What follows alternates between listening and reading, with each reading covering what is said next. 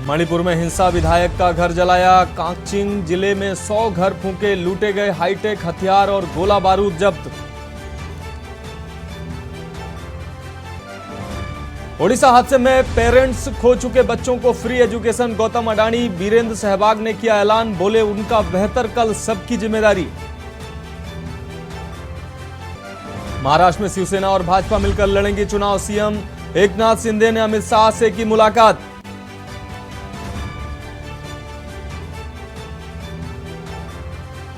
मुख्यमंत्री योगी का आज 51वां जन्मदिन। रुद्राभिषेक से की दिन की शुरुआत। जन्मदिन पर अजय टू योगी आदित्यनाथ पुस्तक का विमोचन। दिल्ली हाईकोर्ट ने सिसोदिया की जमानत फिर खारिज की। कहा सुबह 10 से 5 के बीच घर या अस्पताल जाकर पत्नी से मिल सकेंगे। और अवधेश राय हत्याकांड में मुख्तार को उम्र कैद। वाराणसी में घर के बाहर की थी कांग्रेस के पूर्व विधायक के भाई की हत्या। 32 साल बाद आया अहम फैसला। आप देख रहे हैं के न्यूज, खबरों का सारथी। नमस्कार, भारत की बात में आपका स्वागत है। मैं हूं आपके साथ मनोज मानस। रुक करेंगे खबरों का। इस बीच कानपुर से अहम खबर आ रही है।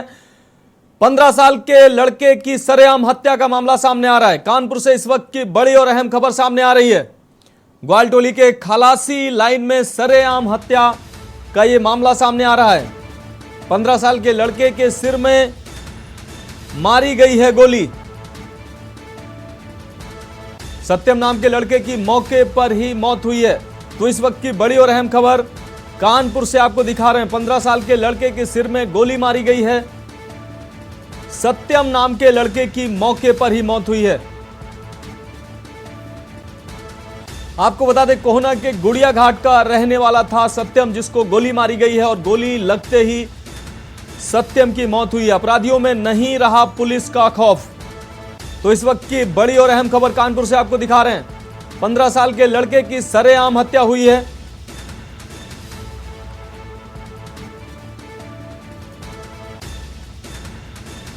आपको बता दें, 15 साल के लड़के के सिर में गोली मारी गई है। सत्यम नाम के लड़के की मौके पर ही मौत हुई है। तो आपको बता दें, अपराधियों को पुलिस का बिल्कुल खौफ नहीं रहा है। जिस तरीके से सरे बाजार सत्यम को गोली मारी गई है और मौके पर ही इस 15 साल के लड़के सत्यम की मौत हो गई है। कोहना के गुड़िया घाट का रहने वाला था सत्यम। तो अपराधियों में पुलिस का खौफ कहीं भी दिखाई नहीं दे रहा है। कानपुर की यह घटना दिल दहला देने वाली है। कानपुर में ये 15 साल के लड़के की सरेआम हत्या होती है। गोली मारकर हत्या की जाती है। ग्वालटोली के खलासी लाइन में सरेआम ये सत्यम नाम के लड़के की हत्या की जाती है, जिसकी उम्र 15 साल बताई जा रही है। भारत की बात में बढ़ेंगे अगली खबर की तरफ। मंगोलपुरी से अगली खबर है। संजय गांधी हॉस्पिटल में पर्यावरण दिवस स्लोगन बीट प्लास्टिक पॉल्यूशन रहा। आपको बता दें, मानव और प्राकृतिक का गहरा नाता है। इसे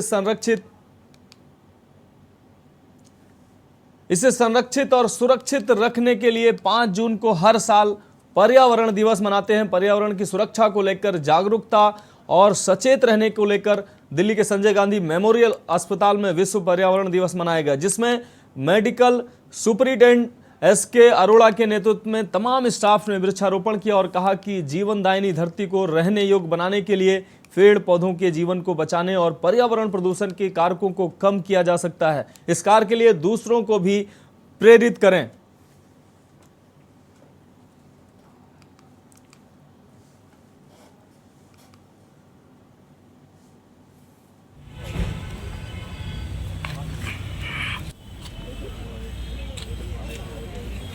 पाँच जून का दिन विश्व भर में पर्यावरण दिवस के रूप में मनाया जाता है।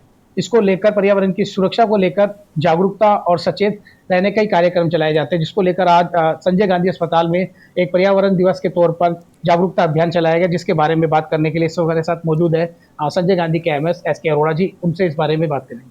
सर नमस्कार। नमस्कार सर, आज विश्व पर्यावरण दिवस है सर, उसको लेकर क्या कहना है? देखो, जैसे कि आप जानते हैं 5 जून का दिन पूरे विश्व में विश्व पर्यावरण दिवस के रूप में मनाया जाता है। ये पिछले 50 सालों से मनाया जा रहा है और उसी उपलक्ष्य में हम भी आज पर्यावरण को के रक्षा के लिए कुछ हमने यहाँ कदम उठाए हैं। और पिछले साल इसी दिन हमने एक मिशन क्लीन प्रोजेक्ट लॉन्च किया था, जिसका मेन मकसद भी यही था, सिर्फ एनवायरनमेंट क्लीननेस का नहीं, बल्कि हमने उसको हेल्थ के पॉइंट ऑफ व्यू से भी और टोबैको के पॉइंट ऑफ व्यू से भी और एजुकेशन के पॉइंट ऑफ व्यू से भी क्लीननेस लाने की कोशिश की है। उसी डायरेक्शन पे आज भी हमने अस्पताल में तकरीबन 20 से 25 पेड़ लगाए हैं नए, ताकि यहाँ पे जो एटमॉस्फेयर है वहाँ का पोल्यूशन, एयर का पोल्यूशन कम हो, ऑक्सीजन लेवल बढ़े। क्योंकि ये वैसे भी अस्पताल है, तो अस्पताल में मरीज लोग आते हैं और मरीजों को और भी ज़्यादा स्वस्थ एनवायरनमेंट चाहिए होता है, तो ये उसमें काफ़ी अच्छा योगदान देगा। और दूसरा, जैसे कि आप जानते हैं कि इस बार का जो स्लोगन है वर्ल्ड एनवायरनमेंट डे का, वो है बीट प्लास्टिक पोल्यूशन। तो उसके अंतर्गत भी हमने एक डिसीज़न लिया है। जितने भी आप जानते हैं लोग पानी लेके आते हैं घर से, या प्लास्टिक की बोतल में लाते हैं या प्लास्टिक की बोतल में पानी पीते हैं। और कहीं ना कहीं कुछ प्लास्टिक ऐसे हैं जो जिनकी माइक्रो लेवल पे मात्रा अगर वो गर्म हो जाए या कुछ और कंडीशन में घुलते हैं और वो पानी को घातक का रूप बना देते हैं। तो उसी उपलक्ष्य में हमने डिसीजन लिया, हमने पूरे अपने अस्पताल के सभी कर्मचारियों को एक स्टेनलेस वाटर बॉटल दे रहे हैं, ताकि वो उसी बॉटल में पानी लेके आएँ, उसी बॉटल में पानी पिएँ और प्लास्टिक का तो पूरा बहिष्कार करें। इससे यह है कि हम कुछ ना कुछ कंट्रीब्यूशन इस जो प्लास्टिक पोल्यूशन को दूर करने में हमारा सहयोग हो पाएगा। तो आपने सुना साफ तौर पे इनका कहना है कि जितना ज़्यादा हम वृक्षारोपण करेंगे उतना ज़्यादा इसकी प्रकृति के लिए सही है, क्योंकि प्रकृति बिना मानव के अधूरी है। कैमरामैन सचिन के साथ मैं भारत भूषण, के न्यूज़ इंडिया। देश की बात में अगली खबर गुरुग्राम से है। सिलेंडर ब्लास्ट से दुकानों में लगी है आग। आपको बता दें गुरुग्राम मेदांता हॉस्पिटल के सामने मार्केट में आग की ये अहम खबर आपको दिखा रहे हैं। किसी के हताहत होने की सूचना नहीं है अब तक। आपको बता दें आग से 3 से 4 दुकानों में आग लगी है। किसी के हताहत होने की सूचना नहीं। तो गुरुग्राम से अहम खबर, 3 से 4 दुकानों को आग ने अपनी जद में लिया है। सिलेंडर ब्लास्ट से दुकानों में ये आग का मामला सामने आ रहा है। 3 से 4 दुकानों को आग ने अपने जद में लिया है। तो गुरुग्राम के मेदांता हॉस्पिटल के सामने की मार्केट में ये आग का मामला सामने आ रहा है। आपको बता दें किसी के हताहत होने की सूचना नहीं।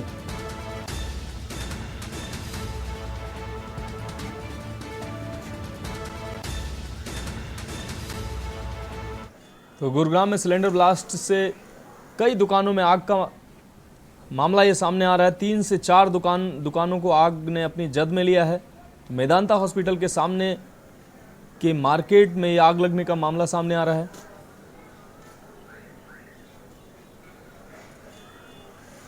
बात अगली खबर की। खबर फतेहाबाद से है। लघु सचिवालय के सामने विरोध प्रदर्शन किया गया है। भारतीय किसान यूनियन ने यह विरोध प्रदर्शन किया है। पहलवानों के मुद्दे को लेकर ब्रजभूषण का पुतला फूंका गया है और 100 यात्रा निकालकर प्रदर्शन किया गया है। यह अहम खबर आपको दिखा रहे हैं। भारतीय किसान यूनियन ने प्रदर्शन किया है। पहलवानों के मुद्दे को लेकर ब्रजभूषण का पुतला फूंका है। साथ ही आपको बता दें 100 यात्रा निकालकर ये अनोखा प्रदर्शन किया गया है। तो फतेहाबाद से यह अहम खबर, लघु सचिवालय के सामने यह विरोध प्रदर्शन सामने आया है। आपको बता दें भारतीय किसान यूनियन ने यह प्रदर्शन किया है।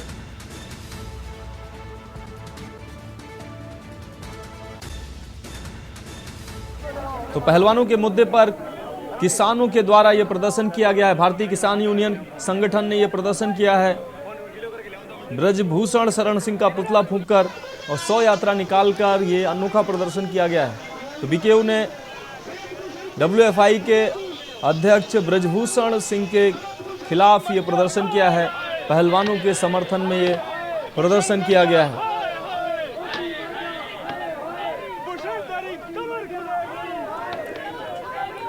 तो 100 यात्रा निकालकर यह विरोध प्रदर्शन किया है। भारतीय किसान यूनियन के द्वारा यह प्रदर्शन किया गया है पहलवानों के समर्थन में।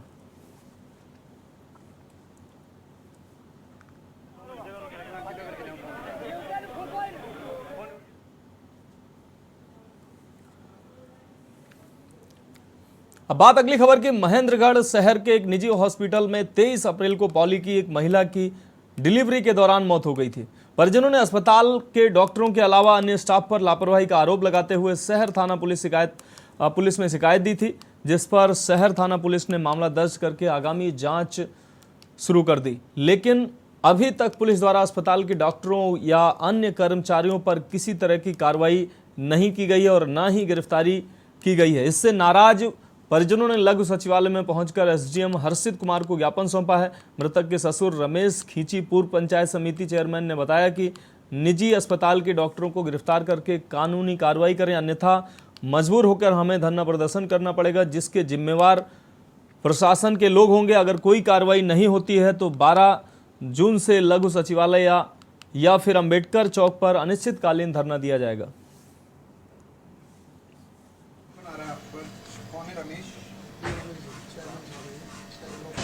ये जी मेरी पुत्रवधू थी और ये 23 अप्रैल को मतलब कि डिलीवरी हुई थी। डिलीवरी ठीक हो गई थी, रात को भी ठीक रही और दूसरे दिन में भी ठीक रही। फिर उन्होंने इंजेक्शन कोई ऐसा दिया और रिएक्शन कर गया और रिएक्शन करने के बाद तुरंत बाद ही वो कौन सा अस्पताल है? चिराईगढ़।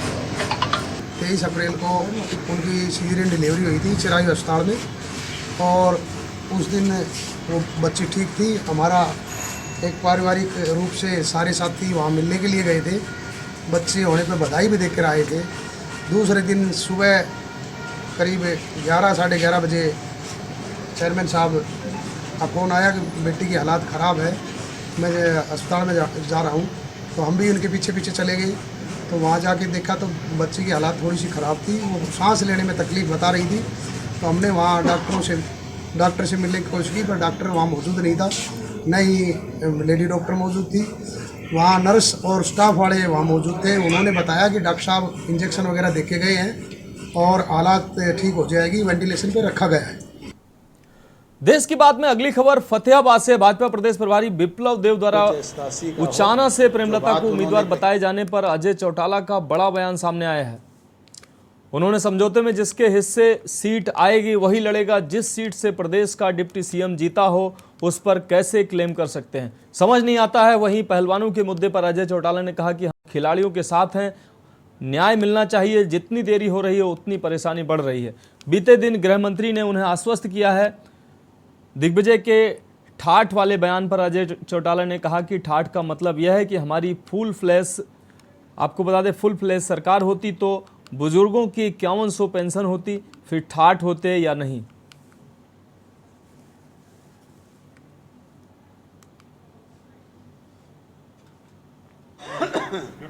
हमारा मिशन 2024 का जन जागरण अभियान पूरे प्रदेश में चल रहा है। उसी सिलसिले में फतेहाबाद जिला के कार्यकर्ताओं की मीटिंग थी। उद्घाटन वगैरह भी किया गया कार्यालय का उद्घाटन आपके समक्ष हुआ है। कार्यकर्ताओं को संबोधित किया है जी आपने? जी, कोई खास संदेश दिया हो कार्यकर्ताओं को संबोधित किया है सर? कार्यकर्ताओं से यही संदेश है कि वो गांव-गांव जाएं, शहर के वार्ड स्तर पर जाएं, लोगों से अपनी पार्टी के नीति कार्यक्रम और प्रोग्राम के बारे में जहां बताएं, वहीं सरकार के द्वारा किए गए विकास कार्यों से लोगों को अवगत कराएं और जो कोई कोर कसर कमी कोताही रही है उसे भी विश्वास दिलाएं कि हम पूरा करने का काम करेंगे। अब बात अगली खबर की। पलवल की अपराध जांच शाखा पुलिस ने चोरी किए गए ट्रैक्टरों के फर्जी तरीके से कागजात तैयार कर धोखाधड़ी से भोले भाले किसानों को बेचने वाले अंतर्राज्यीय गिरोह का भंडाफोड़ करते हुए एक सदस्य को गिरफ्तार करने में सफलता हासिल की है।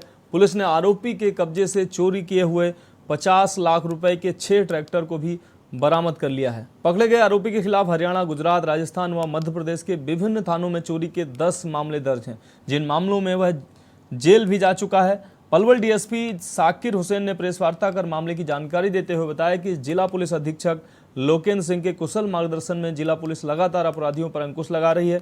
उन्होंने बताया कि पलवल के गांव कुलेना निवासी गंगाधर ने 26 मई को चांदहट थाने में शिकायत दर्ज कराई थी। डीएसपी के अनुसार आरोपी ने खुलासा किया कि उसका गिरोह अब तक करोड़ों रुपए के करीब 3 दर्जन ट्रैक्टर चोरी कर धोखाधड़ी से किसानों को बेच चुका है।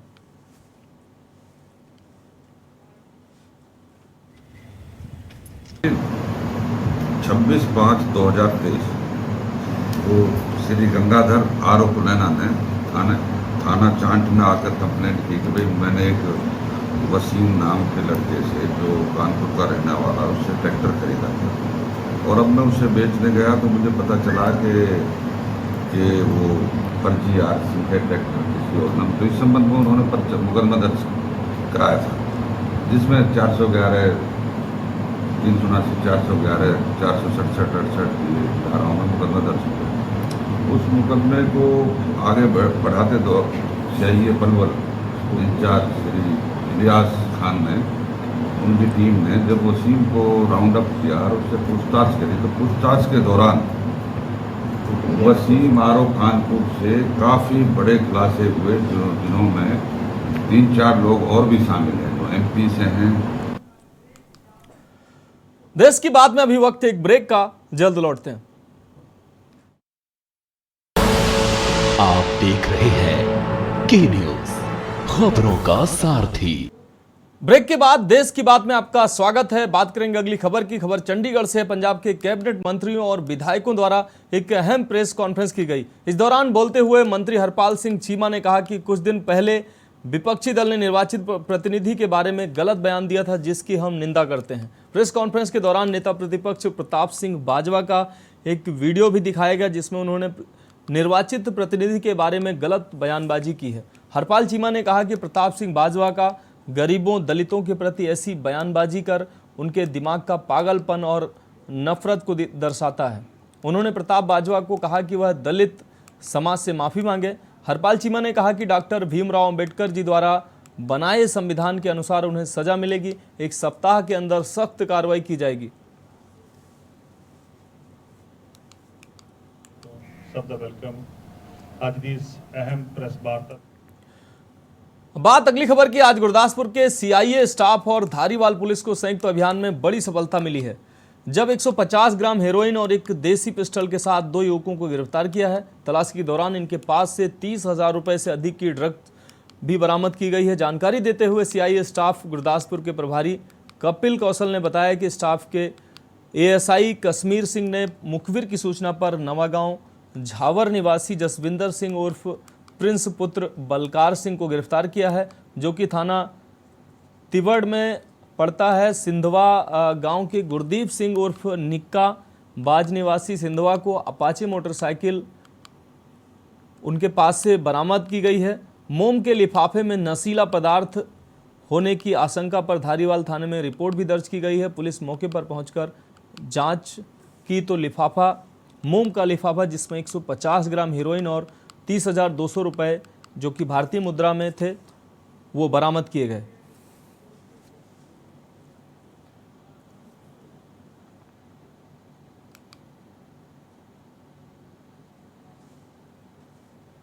साडे SSP साहब श्री ब्यामा हरीश ओम प्रकाश IPS SSP गुरदासपुर ਦੇ ਦਿਸ਼ਾ ਨਿਰਦੇਸ਼ਾਂ ਅਨੁਸਾਰ ਕੱਲ੍ਹ ਸਾਨੂੰ ਇੱਕ ਬੜੀ ਵੱਡੀ ਕਾਮਯਾਬੀ ਮਿਲੀ ਜਦੋਂ ਪਿੰਡ ਸਿੱਧਵਾਂ ਵਿਖੇ CIA ਸਟਾਫ ਅਤੇ ਧਾਰੀਵਾਲ ਪੁਲਿਸ ਨੇ ਸਾਂਝੇ ਤੌਰ 'ਤੇ ਨਾਕਾ ਲਾਇਆ ਦਾ ਸੀ ਤੇ ਸਾਹਮਣੇ ਤੋਂ ਮੋਟਰਸਾਈਕਲ 'ਤੇ ਆਉਂਦੇ 2 ਵਿਅਕਤੀ ਦਿਖਾਈ ਦਿੱਤੇ, ਜਿਨ੍ਹਾਂ ਕੋਲੋਂ ਇੱਕ ਪਿਸਟਲ 32 ਬੋਰ ਦੇਸੀ, 3 ਜਿੰਦਾ ਕਾਰਤੂਸ और 150 ग्राम के करीब हैरोइन और 30,200 रुपया इन्हों को ड्रग बनी मिली। इस संबंधी मुकदमा नंबर 52 धारीवाल 58 धारीवाल थाने दे विच जिहड़ा वो दर्ज रजिस्टर किया गया वा। दोषी जिहड़े ने ये हैगे ने एक अपने गुरदीप सिंह इलियस निक्काबाज ते और दूसरा वा जसविंदर सिंह, इन्हां ते पहले भी मुकदमे दर्ज ने। अब बात अगली खबर की। पाकिस्तानी जेलों में अपनी सजा पूरी कर चुके भारतीय कैदियों को भारत पाकिस्तान समझौते के तहत रिहा किया गया। हाल ही में रिहा किए गए 3 कैदियों में से एक हरजिंदर सिंह है, जो सीमावर्ती जिला गुरदासपुर के हल्का डेरा बाबा नानक प्रखंड अंतर्गत कमालपुर गांव का युवक है। हरजिंदर गलती से शराब के नशे में सीमा क्षेत्र में मछली पकड़ने के दौरान पाकिस्तान की तरफ चला गया था और उसे पाकिस्तान सीमा से रेंजरों ने गिरफ्तार कर लिया था। हरजिंदर सिंह भले ही पाकिस्तान की जेल से छूटकर वापस आ गया हो, लेकिन उनके चेहरे और उनकी बातों में पाकिस्तानी जेल का खौफ आज भी साफ तौर से नजर आ रहा है। बातचीत के दौरान हरजिंदर सिंह ने कहा कि पाकिस्तान की लाहौर जेल में अभी भी 15 भारतीय कैदी हैं जहां से उन्हें रिहा किया गया है, जिनमें से कई अपना मानसिक संतुलन खो चुके हैं। हरजिंदर सिंह और उनके परिवार ने सरकार से अपील की है कि पाकिस्तानी कैद में भारतीयों की रिहाई के लिए भी सरकार कुछ करे। मैं मछलियां फाड़दा पिया, गलती ने बॉर्डर क्रॉस कर गया। कितों दी गई कीता क्रॉस? बात अगली खबर की। छत्तीसगढ़ के बालोद जिले में शादीशुदा बॉयफ्रेंड ने अपने लिव इन पार्टनर की हत्या कर दी। आपको बता दें कि बताया जा रहा है कि दोनों के बीच झगड़ा हुआ था। इसके बाद आरोपी ने महिला पर चाकू से वार कर दिया, जिससे उसकी मौके पर ही मौत हो गई। मामला कोतवाली थाना क्षेत्र का है। पांडे पारा इलाके की रहने वाली महिला सीमा धनगुल के पति की कुछ साल पहले मौत हो गई थी। इसके बाद उसे अनुकंपा नियुक्ति मिली थी और वह कृषि उपज मंडी में प्यून के पद पर कार्यरत थी। उसका एक बेटा भी है जो संबलपुर में रहता है। बताया जा रहा है कि कुछ साल पहले उसका कवर्धा के रहने वाले गंगाधर टंडन से प्रेम प्रसंग शुरू हो गया था, जिसके बाद से दोनों लिव इन में रहते थे, जबकि गंगाधर पहले से ही शादीशुदा है। उसके बच्चे भी हैं, मगर बालोद में पोस्टिंग होने के कारण वो यहीं रह रहा था। इस बीच 2 साल पहले उसकी पोस्टिंग कवर्धा कर दी गई। इसके बावजूद वो पिछले 1 साल से काम पर नहीं जा रहा था।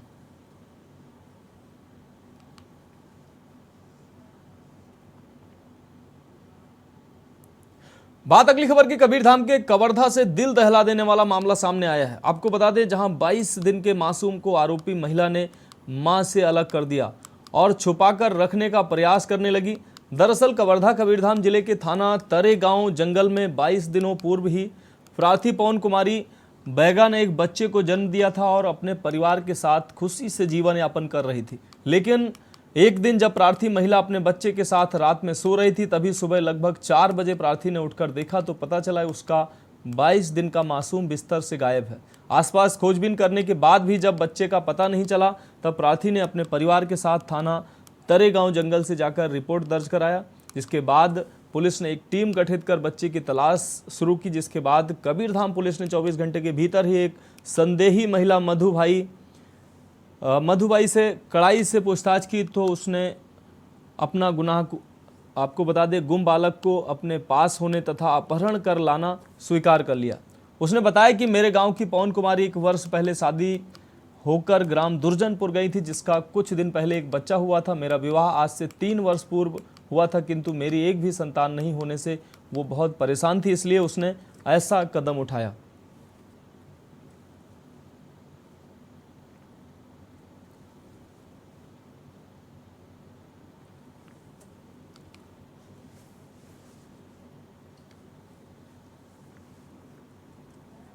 रिपोर्ट लिखाई थी कि इनके 22 दिन के बच्चे को कोई अज्ञात व्यक्ति उठा के ले गया, जिस पर थाना तरेगांव में आईपीसी की धारा 363 के तहत अपराध पंजीबद्ध कर विवेचना में लिया गया था। मामले की संवेदनशीलता को देखते हुए थाने की पूरी टीम इसमें पतासाजी हेतु लगी थी, जिसमें थाना कुकदुर स्थित ग्राम खामही की रहने वाली मधुबाई के यहाँ से अपहृत बालक को बरामद किया गया है, जिसमें जो आरोपी महिला मधुबाई इसने बताया कि 3 साल से इसका कोई संतान नहीं था, जिसके कारण इसने इसे अपहरण की योजना बनाई थी। मामले में मधुबाई को गिरफ्तार किया गया है। देश की बात में बात करेंगे अगली खबर की। आम आदमी पार्टी के कार्यकर्ताओं ने कटघोरा नगर के शहीद वीर नारायण चौक में उड़ीसा के बालासोर में हुई भीषण रेल दुर्घटना में मृतकों को मोमबत्ती जलाकर श्रद्धांजलि दी। वहीं घायलों के शीघ्र स्वास्थ्य होने की ईश्वर से प्रार्थना की। इस भीषण रेल दुर्घटना में सैकड़ों की संख्या में लोगों ने जान गंवाई है, जबकि सैकड़ों लोग अस्पताल में अभी भी भर्ती हैं। इस दौरान आम आदमी पार्टी के लीगल एडवाइजर रहमान ने कहा कि अगर पिछली रेल दुर्घटना से सबक लिया होता तो उड़ीसा के बालासोर में इस भीषण दुर्घटना को रोका जा सकता था। यहाँ पर रेल कर्मचारियों की बहुत बड़ी लापरवाही सामने आई है।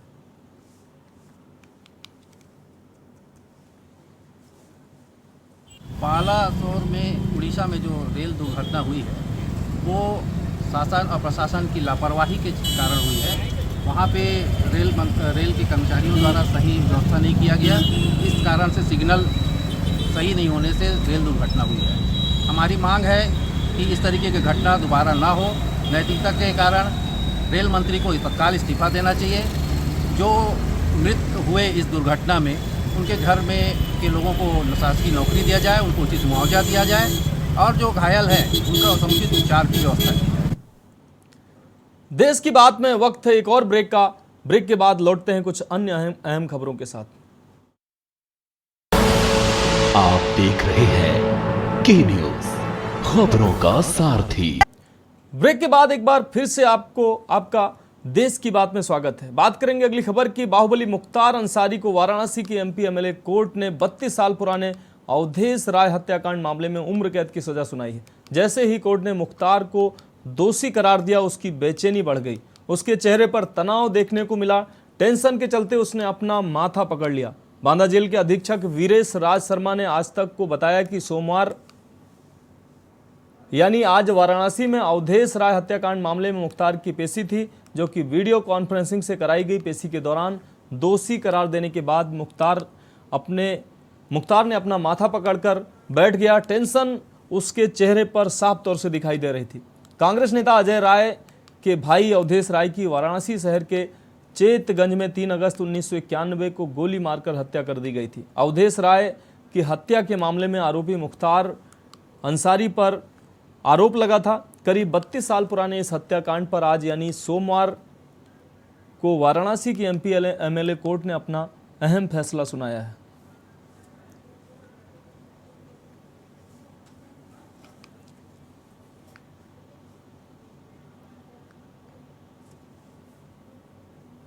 ₹20,000 का जुर्माना हुआ है। अब तक क्या है, कितने उसमें मुकदमों में अब तक मेरी जानकारी में 4 मुकदमे में सजा हुई है। उसके पूरे आपराधिक कार्यकाल का, आपराधिक जीवन का ये पहला मुकदमा है जिसमें किसी मुकदमे मुख्तार अंसारी को आजीवन कारावास की सजा हुई है। अब तक आप लोग क्या डिमांड कर रहे थे और क्या हमारी ये डिमांड थी कि चूंकि डेलाइट मर्डर था, बुटल मर्डर था, मैक्सिमम सजा होना चाहिए, लेकिन न्यायालय ने जो आजीवन कारावास की सजा दिया है उससे हमारे वादी मुकदमा मैं संतुष्ट हूँ। बाकी जो आरोपी है उनका मुकदमा 3rd एडीजे का विचाराधीन है, उसमें आगे कार्रवाई की जाएगी। अगली खबर वाराणसी से है। 32 साल पुराने अवधेश राय हत्याकांड में आज मुख्तार अंसारी को वाराणसी एमपी एमएलए कोर्ट से उम्र कैद की सजा के बाद अजय राय ने अपने आवास पर पहुंचे और उन्होंने बड़े भाई स्वर्गीय अवधेश राय की फोटो पर माला चढ़ाकर श्रद्धांजलि अर्पित की और मीडिया से बात करते हुए कहा कि माननीय न्यायालय ने जो आजीवन कारावास दिया है हम उसका धन्यवाद देते हैं। और मुख्तार अंसारी ने मुझे डराने का बहुत प्रयास किया, मेरे परिवार को तोड़ने का प्रयास किया, लेकिन मैं कभी डरा नहीं हूं, मैं कभी हटा नहीं हूं, क्योंकि मेरा लक्ष्य था मुख्तार अंसारी को सजा दिलाना और न्यायपालिका ने आजीवन कारावास की सजा सुनाई है। इसके लिए मैंने दंडवत प्रणाम करते हुए न्यायपालिका को धन्यवाद ज्ञापित किया है।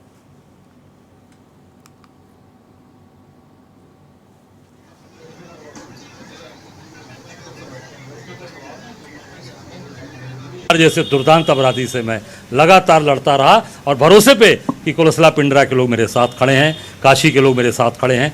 आज वो चीज़ें सामने हुई कि मुझे पीछे हटना नहीं पड़ा। उस ताकत से मैं लड़कर आज उस मुकाम पर पहुंचा। सवाल कि जो मुख्तार अंसारी के वकील हैं उन्होंने कहा कि आगे वो हाई कोर्ट की तरफ देख रहे हैं, आप लोग भी क्या? निश्चित तौर से हम हाई कोर्ट, सुप्रीम कोर्ट, जहाँ पर भी वो हम लोगों को जो भी चीज़ें हैं, जब पीछे से सारी चीज़ें हमारी हैं, हमारी जो गवाहियाँ हैं, हमारी जो जिरा हैं, जो हमारे साक्ष्य हैं, वो साक्ष्य के नाते माननीय जज साहब ने जो निर्णय दिया है और निश्चित उस पर हम लोग माननीय उच्च न्यायालय भी जाएंगे, माननीय सर्वोच्च न्यायालय भी जाएंगे, पीछे नहीं हटेंगे।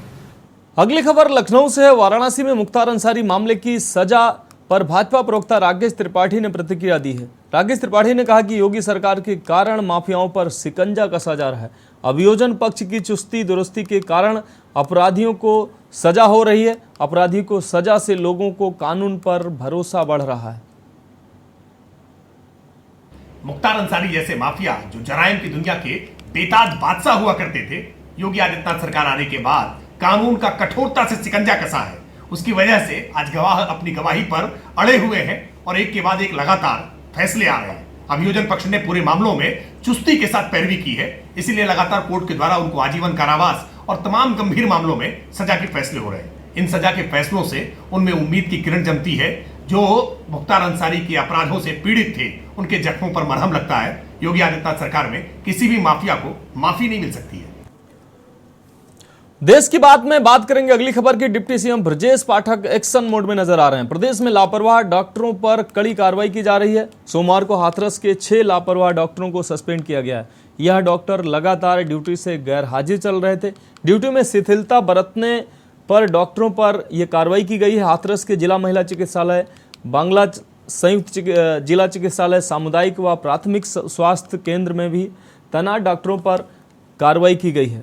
अस्पताल के उच्च अधिकारी लगातार डॉक्टरों से संपर्क करने की कोशिश कर रहे थे। सभी को पत्र भी भेजा गया, लेकिन किसी भी डॉक्टर ने पत्र का जवाब नहीं दिया।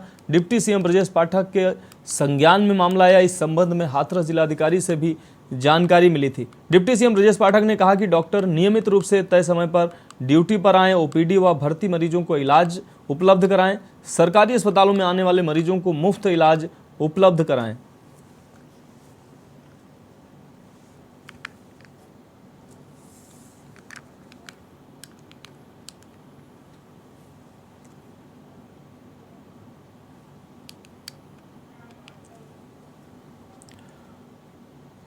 अगली खबर सोनभद्र से है। तहसील परिषद में विश्व पर्यावरण दिवस पर प्रधानमंत्री राहत कोष का अधिकारी व अधिवक्ताओं ने डोनेशन किया। अपने स्वेच्छा से लोगों ने राहत कोष में दान किया है। उसके बाद उप जिलाधिकारी ने पर्यावरण की रक्षा एवं संरक्षण हेतु शपथ दिलाई गई।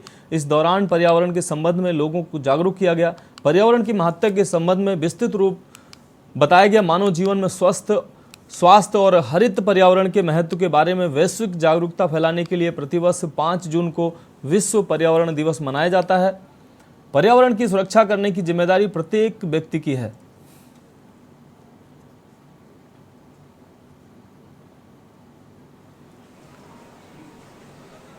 में कोरोमंडल एक्सप्रेस और ट्रेन जो भी एक्सीडेंट हुआ है, हमारे देश के लगभग 200 से ज़्यादा लोगों की जानें गई हैं, बहुत सारे हॉस्पिटलाइज्ड हैं और उसके लिए हम सब लोग अपनी सहानुभूति प्रकट कर रहे हैं। हमारे देश के लोगों की जानें गई हैं। हम सोनभद्र रॉबर्ट्सगंज तहसील से उन सबके प्रति संवेदना व्यक्त करते हैं और भगवान से प्रार्थना करते हैं कि उनके परिवारों को इस दुखद घड़ी में उनको भगवान सहायता करें, उनको भगवान हेल्प करें। और इसी उपलक्ष्य में हम सोनभद्र से, रॉबर्ट्सगंज तहसील से जो भी हो सके उस तरह से हम फंड कलेक्ट करके स्वेच्छा से डोनेशन लेके हम प्रधानमंत्री राहत कोष में भेजना चाह रहे हैं। जितना भी हमारी तरफ से सपोर्ट हो सके उतना हम करने की कोशिश कर रहे हैं।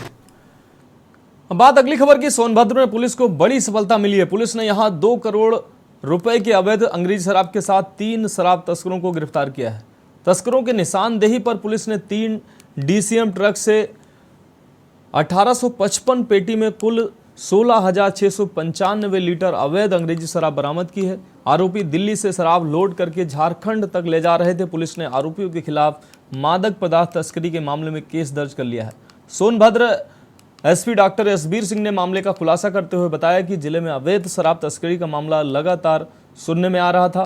इस मामले का जल्द खुलासा हो और अवैध शराब तस्करी करने वाले जल्द पकड़े जाएं, इसके लिए हमने टीमों का गठन किया, जिसमें अपर पुलिस अधीक्षक कालू सिंह, अपर पुलिस अधीक्षक ऑपरेशन त्रिभुवन नाथ त्रिपाठी व क्षेत्राधिकारी राहुल पांडे व क्षेत्राधिकारी दुंदी दद्दन प्रसाद के नेतृत्व में एसओजी सर्विलांस थाना, बभनी थाना, चौपन पुलिस की संयुक्त टीम गठित की गई थी।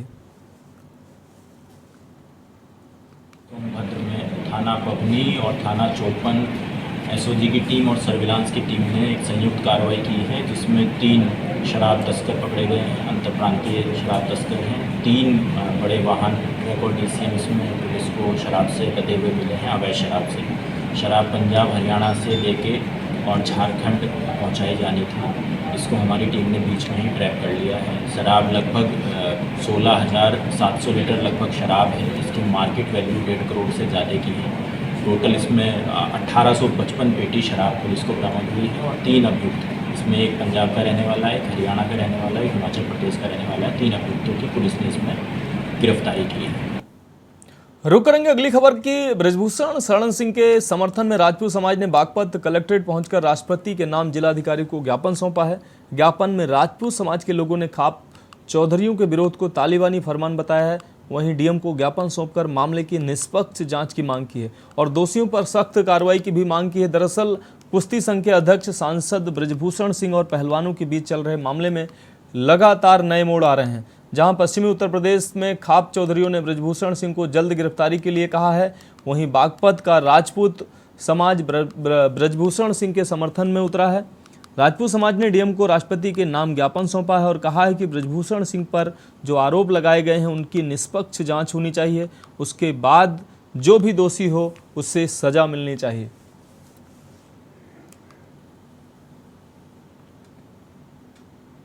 ज्ञापन था, ज्ञापन दिया जिलाधिकारी महोदय को, इसलिए दिया कि अभी हमारे कुश्ती संघ के अध्यक्ष हैं ब्रजभूषण शरण सिंह, उनके खिलाफ कुछ पहलवानों ने एफआईआर लॉन्च कराई।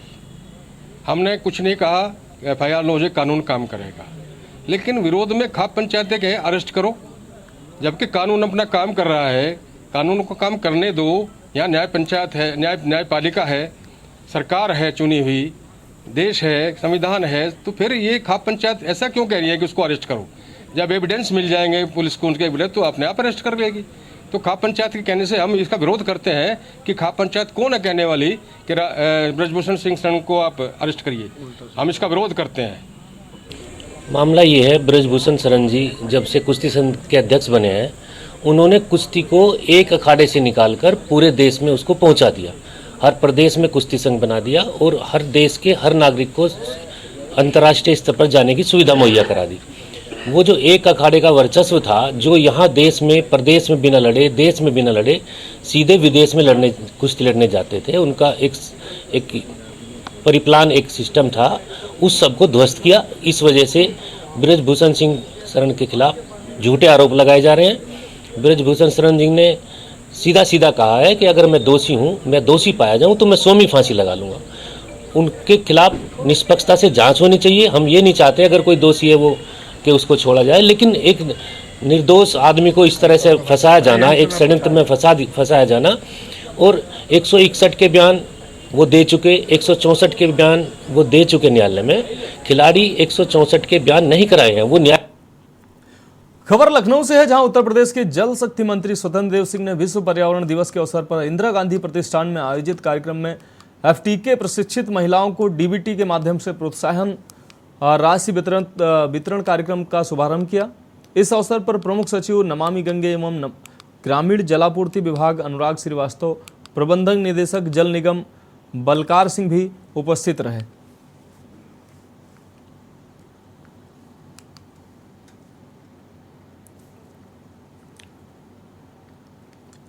अगली खबर एटा से है, जहां एक अधिवक्ता का संदिग्ध हालातों में आंगन में खून से लथपथ शव मिला है।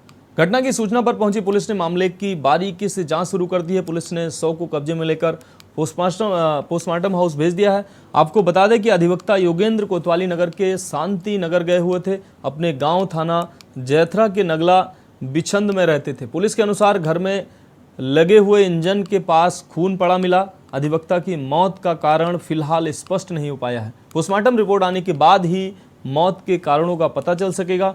थाना जैथरा क्षेत्र के अंतर्गत गांव नगला बिछंद की यह घटना बताई जा रही है।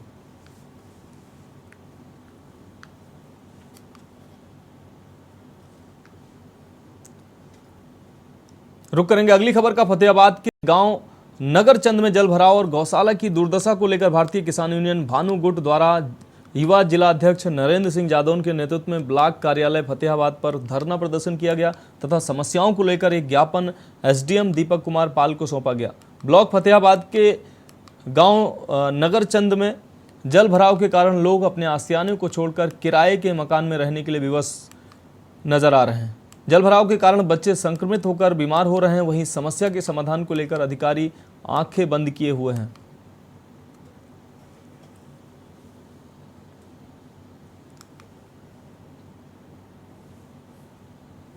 रामनिवास रघुवंशी युवा मोर्चा प्रवक्ता आज नगरचंद में ओवरफ्लो तालाब होने से वहाँ भीषण गंदगी, जिससे लोगों के लिए नरकी जीवन व्यतीत कर रहे हैं और वहाँ से ग्रामीण पलायन करने के लिए मजबूर है। वहीं दूसरी तरफ वहीं नगरचंद में अस्थायी गौशाला में व्यवस्थाओं के कारण प्रतिदिन गौवंश दम तोड़ रहे हैं।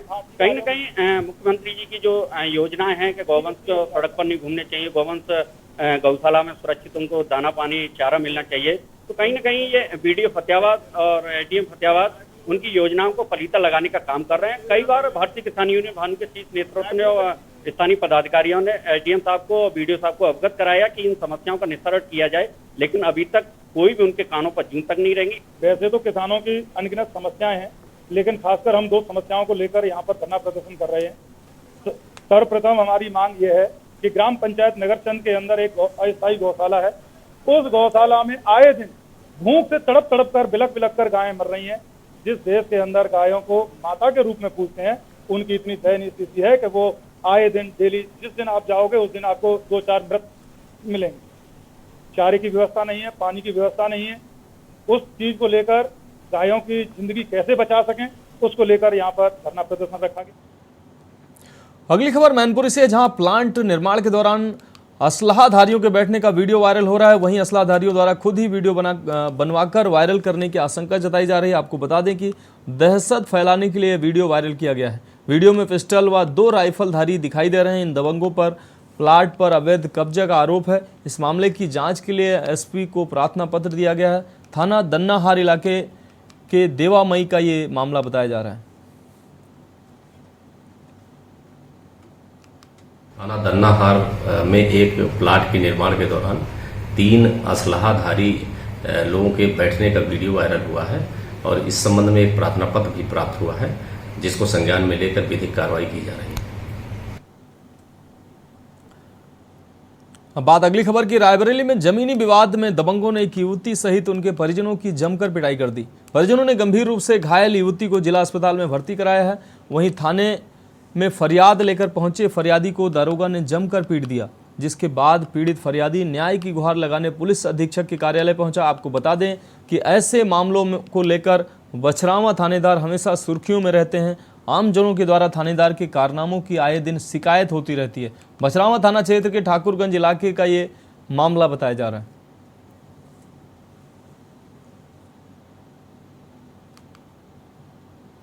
ठाकुर खेड़ा से आए हैं जी। कौन थाना लगता है? बछरावा जी। क्या हुआ है? हुआ मारपीट जी, हमारे घर में जबरदस्ती घुस के साथ जमीन का विवाद करके हमारे घर में जबरदस्ती घुस के हम लड़कियों ने हमारे लड़के और हमारी औरत और हमारी बच्ची को मारा सर, फावड़े और फावड़ों से हैं मार के। सब हम सर यहाँ जब यहाँ थाने आए हम थाने, तो हमारी थाने में कोई सुनवाई नहीं। हम चले गए अस्पताल से वहाँ जो है डॉक्टर ने हमको रेफर किया रायबरेली के लिए हैं। तो सर हम यहाँ भी थाने आए, मुड़कर थाने वाले ने हमको गाली गुली देके कहला साले तुम घर भग जाओ। फिर जी शाम को हमारी लड़की सीरियस हो गई जी, जब घर गए वहाँ बेहोश हो गई, तो उसको फिर लेके आए हम अस्पताल हैं। तो हमको साहब ने वहाँ बुलवाया, हम कागज़ लेने गए, वहाँ कागज़ लेने गए सर, तो हमको साहब वहाँ इतना मारा साहब, हमारा कान का पर्दा फट गया, 1 घंटा हम बेहोश पड़े रहे हैं। दरोगा जी ने हमको मारा सर। देश की बात में अगली खबर रायबरेली से है, जहां डीएफओ को बुलाने के लिए लड़ाई लड़ने वाले किसान नेता ने हंगामा किया है। डीएफओ की गाड़ी के सामने लेटे किसान नेता को 4 पुलिसकर्मियों ने टांग कर गाड़ी के सामने से हटाया। वहीं अपर पुलिस अधीक्षक के बहुत समझाने के बावजूद किसान नेता रमेश बहादुर किसी तरह मान गए।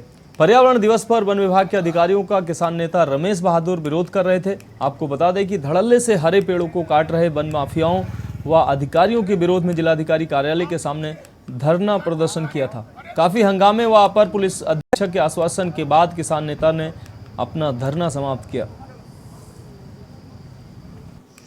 यूनियन के सम्मानित नेता हैं रमेश बहादुर सिंह जी, आपके कुछ मुद्दे थे वन से संबंधित और जो संबंधित फॉरेस्ट विभाग के जो डीएफओ हैं उनसे संबंधित थे। तो यहाँ एसडीएम साहब भी हैं और हम लोग भी आए थे। जो भी इशूज इनके हैं सब ले लिया गया है और उनकी गहराई से जांच करवाई जाएगी। जो भी कर्मचारी हैं जिनकी संलिप्तता पाई जा रही है उन पर भी कार्रवाई की जाएगी और कहीं कोई ऐसा अप्रिय काम नहीं होने पाएगा जिससे कि जनता को और किसी को शिकायत का मौका मिलेगा। क्या धरना इनका समाप्त हो गया? बिल्कुल, आपके जायज़ मुद्दे थे, जो मुद्दे थे हम लोगों ने ले लिया है और एसडीएम साहब ने ज्ञापन ले लिया है और एक एक बिंदु पर हम लोग गहराई से जांच करवाएंगे। अगली खबर गोरखपुर से है, जहां बीजेपी की केंद्र में 9 साल पूरे होने पर भारतीय जनता पार्टी के वरिष्ठ नेताओं के तरफ से 30 मई से 20 जून तक 9 साल बेमिसाल के तर्ज पर जनता के बीच जाकर उपलब्धियों को बताने के लिए कार्यकर्ताओं को प्रेरित किया जा रहा है। इसी कड़ी में झारखंड के पूर्व मुख्यमंत्री रघुवर दास ने सदर सांसद व रवि किशन के साथ संयुक्त रूप से सर्किट हाउस स्थित एनेक्सी भवन में प्रेस वार्ता के दौरान उन्होंने प्रधानमंत्री द्वारा किए गए कार्यों की सराहना की। साथ ही उन्होंने कहा कि आगामी 2024 के चुनाव में एक बार फिर भारतीय जनता पार्टी को केंद्र में सरकार बनाने के लिए प्रेरित करेंगे।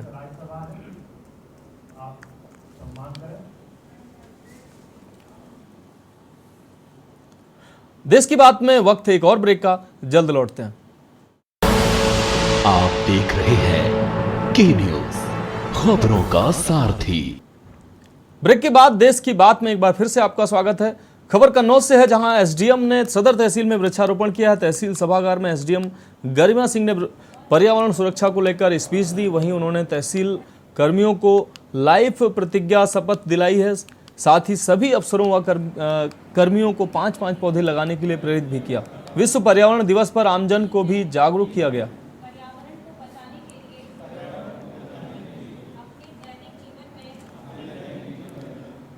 खबर महाराजगंज से है, जहां भारतीय फल व सब्जियां निर्यात करने वाले व्यापारियों के लिए मुसीबत भरी खबर है। नेपाल सरकार द्वारा 13% वैट फल और सब्जियों को लाद कर ले जाने के बाद जहां भारतीय ट्रक नेपाल की सोनौली सीमा से वापस हो रहे थे, वहीं नेपाल के व्यापारियों ने फल और सब्जियों का ऑर्डर भी कम कर दिया है। नेपाल के इस नए फरमान के बाद दोनों देशों के साथ व्यापारिक रिश्तों पर जहां असर पड़ेगा, वहीं इससे नेपाल में फल और सब्जियों के दाम भी बढ़ेंगे। आपको बता दें कि नेपाल सरकार ने अपने संसदीय कार्यक्रम में यह घोषणा कर दिया है कि भारत से आने वाली आलू, प्याज, सेब, कीवी आदि सामानों में अब शुल्क के अलावा 13% वैट भी लगाया जाएगा। पिछले सोमवार यानी 29 मई को नेपाल सरकार का यह आदेश प्रभावी हो गया। इस निर्णय के बाद से हर भारतीय ट्रक को वैल्यू एडेड टैक्स वैट 13% देना होगा। जो नेपाल सरकार ने बजट अपना घोषित किया है, उसमें भारत से जो भी सामान जाएगा उसमें 100 रुपये से ज़्यादा पे भंसार ले रहा है। इससे आम जनमानस को बहुत दिक्कतों का सामना करना पड़ रहा है, क्योंकि हमारा भारत नेपाल का जो रोटी बेटी का संबंध है उस पर बहुत असर पड़ने वाला है। इससे बहुत माहौल ख़राब हो जाएगा, क्योंकि नेपाल की जनता अपना सस्ता सामान लेने के लिए सीमावर्ती बाज़ारों में आती है, जहाँ सोनौली हुआ, भगवानपुर हुआ, टोटीबारी हुआ, और सस्ता सामान अपना ले जाते हैं, अपना जीविका अपना चलाते हैं। अब नई गाइडलाइन में जो नया बजट आया है हमारे यहाँ, उस बजट के से जिस दिन बजट घोषणा हुआ उसी दिन से कुछ चेंजेज आया है। जैसे तरकारी सब्जी वगैरह में, आलू प्याज में भी वैट लगना शुरू हो गया है, सेब में वैट लगता है, और भी फल है, ज़्यादातर फलों में भी वैट लगना शुरू हो गया है। और ये नियम जिस दिन बजट भाषण हुआ उसी दिन से इम्प्लीमेंट हो चुका है। हम यहाँ कस्टम में उसी हिसाब से वैट सहित ड्यूटी वसूल करके सामान जांच पास कर रहे हैं। सर कितने % वैट लग रहे हैं अभी इस समय? वैट फ्लैट 13% लगता है यहाँ पर हमारे यहाँ। सर घरेलू सामान भारत से खरीद कर लोग ला रहे हैं, तो उस पर अब नया नियम क्या है? भंसार किस तरीके का लग रहा है? नियम नया नहीं, नियम पुराना ही है। नियम है कि आप 100 रुपये से ज़्यादा का कोई भी अपना घरेलू यूज़ का सामान खरीद के लाएंगे तो उसमें आपका कस्टम में जो भी नियम से ड्यूटी लगता है, जो आइटम लेके आएंगे उसी हिसाब से ड्यूटी दे के आप ले जा सकते हैं। खबर प्रतापगढ़ से, जहां प्रधानमंत्री नरेंद्र मोदी के 9 साल पूर्ण होने पर राज्यसभा सदस्य आदित्य प्रसाद उपलब्धियों का बखान करने प्रतापगढ़ पहुंचे। भाजपा द्वारा अफीम कोठी सभागार में आयोजित प्रेस वार्ता में उपलब्धियों को गिनाने के लिए राज्यसभा सांसद ने प्रधानमंत्री के 9 वर्षों के कार्यकाल की सराहना की। उन्होंने उपलब्धियों को गिनाते हुए कहा कि प्रधानमंत्री नरेंद्र मोदी के नेतृत्व में केंद्र सरकार द्वारा सेवा, सुशासन और गरीब कल्याण के क्षेत्र में देश में जो कार्य हो रहे हैं, उससे सिर्फ देश की तस्वीर ही नहीं बल्कि देश की तकदीर भी बदल गई।